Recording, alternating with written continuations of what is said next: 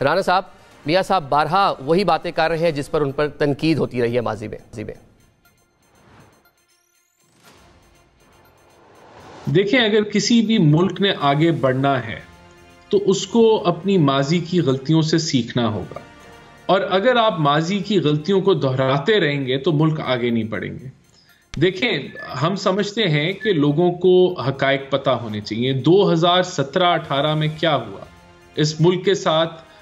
جو الیکشنز ہوئے اس میں RTS کیسے بٹھایا گیا، کس طریقے سے پاناما کو مس یوز کیا گیا، کس طریقے سے 126 دن کے دھرنے کو سپانسر کیا گیا، کس طریقے سے ہمارے کینڈیڈیٹس کو بھگایا گیا اور ایک ایسی حکومت نافذ کی گئی لیکن ماضی میں جو ہو گیا وہ تو آپ خود کہا آپ نے لاہور کے جلسے میں کہ آپ نے پاکستان کا فیوچر دیکھنا ہے، اکانومی آپ کا سب سے بڑا ایجنڈا ہے. اب اس پر بات نہیں کر رہے، دوبارہ ماضی پر، کبھی 99، کبھی 93 اور کبھی 2017.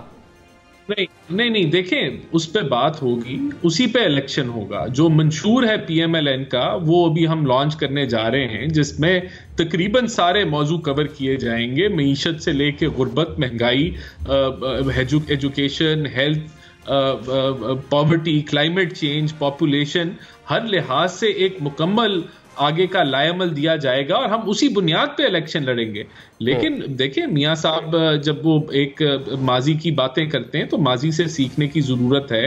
اور اکاؤنٹیبلٹی کی جہاں بات ہے، دیکھیں اکاؤنٹیبلٹی کا نظام پاکستان میں دھرم بھرم ہے. پاکستان کی عدالتیں باٹم 10 میں آتی ہیں، تو یہ بھی ایک ہمارے منشور کا حصہ ہے کہ ہم نے اکاؤنٹیبلٹی کو جو ہے وہ بہتر کرنا ہے، ٹرانسپیرنٹ کرنا ہے.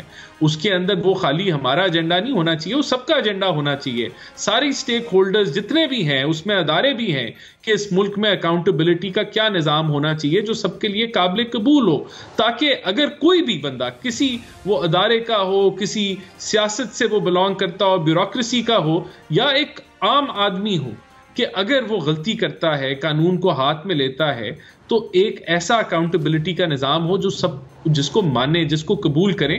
تو یہ سارے موضوع کے اوپر ڈسکشن ہونی چاہیے. ہم الیکشن میں جا رہے ہیں، پاکستان کے جو بڑے مسائل ہیں اس میں اکاؤنٹیبلٹی بھی ہے، مہنگائی بھی ہے، معیشت بھی ہے.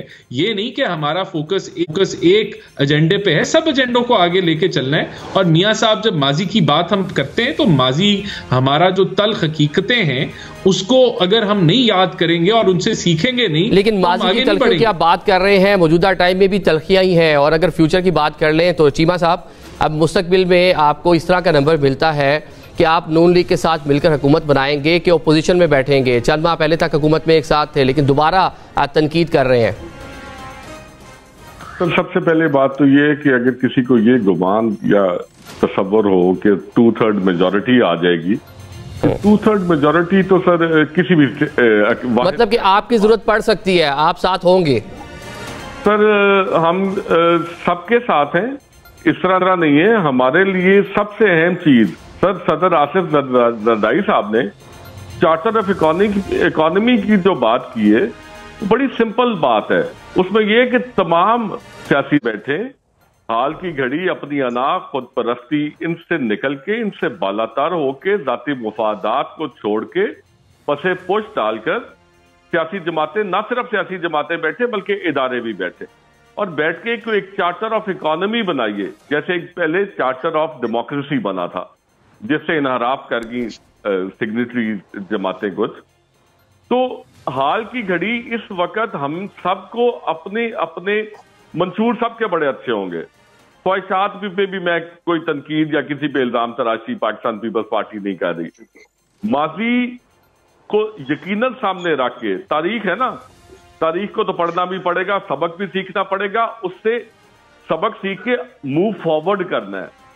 یہ ان ساری چیزوں سے باہر نکل کے ہی آپ پاکستان کو اس دلدل میں سے نکال سکتے ہیں نا.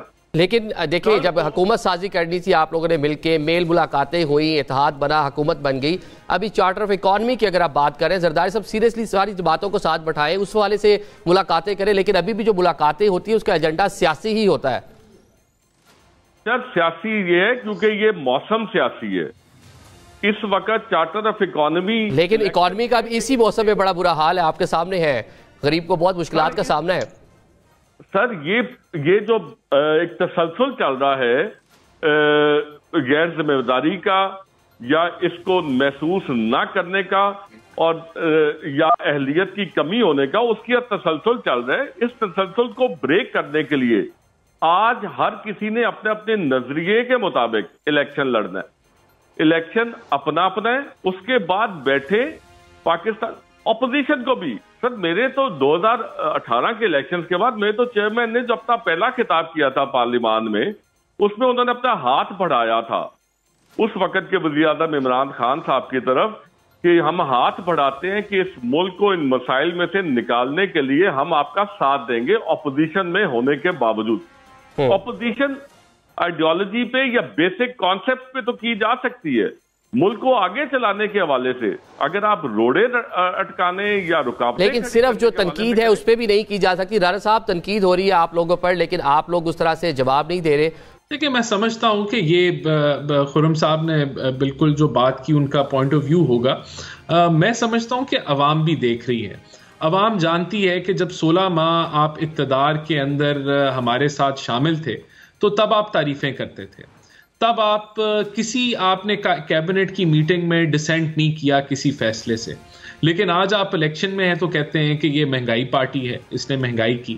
تو میں تو سمجھتا ہوں کہ پارٹی کے لیے بہتر ہے کہ ان کو اگر ہم رسپونڈ کرتے ہیں نہ کریں تو وہ بہتر ہے، کیونکہ عوام یہ تماشا دیکھ رہی ہے. دوسرا دیکھیں جو باقی کسر رہ گئی تھی وہ زرداری صاحب نے نکال دی، کیونکہ جو 4P ہے جنہوں نے ٹکٹیں دینی ہے جو کہ مین پیپلز پارٹی ہے، اس نے تو کہہ دیا کہ بلاول بھٹو انڈر ٹریننگ ہے اور ان کو ابھی ٹریننگ کی ضرورت ہے اور ایکسپیرینس نہیں ہے. اور انہوں نے جو معاملات تھے کہ کوئی لیول پلینگ فیلڈ کے، ان کی بھی انہوں نے کلیئرٹی دے دی. اچھا لیول پلینگ فیلڈ، آج لیول پلینگ فیلڈ پہ بھی بات ہوئی ہے. فردوس شمیم نقوی صاحب، آپ سب سے بڑا مطالبہ آپ کا ہے کہ لیول پلینگ فیلڈ نہیں مل رہی. مریم صاحبہ نے کہا کہ میاں صاحب کے حوالے سے کہا جا رہا ہے لیکن 11 سال انہوں نے ایگزائل میں گزارے، جیل کاٹی. کیا اس طرح کی لیول پلینگ فیلڈ آپ کو بھی چاہیے؟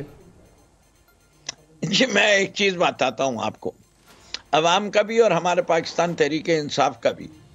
ایک شعر میں کہہ دیتا ہوں، جب توقع ہی اٹھ گئی غالب پھر کسی سے گلہ کرے کیوں کوئی. ہمیں اب کوئی اس نظام سے توقع نہیں ہے، اس الیکشن کمیشن سے کوئی توقع نہیں ہے، ان جماعتوں سے کوئی توقع نہیں. یہ بات کرتے آ رہے ہیں چارٹر آف اکانومی کی. 5 سال کسی نے انہیں روکا تھا کہ اپنا وہ چارٹر آف اکانومی اسمبلی میں لے آئیں اور اس پہ بحث کریں. نہیں کر سکتے تو عوام میں بحث کریں.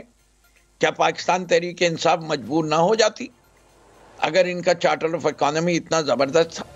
اور جو چارٹر آف اکانومی یہ لے کے آنا چاہتے تھے، جو ہم ان سے بات نہیں کر رہے تھے، وہ اپنے 16 ماہ میں آزما کے دکھا دیتے کہ دیکھو یہ چیز ہم پیش کر رہے تھے.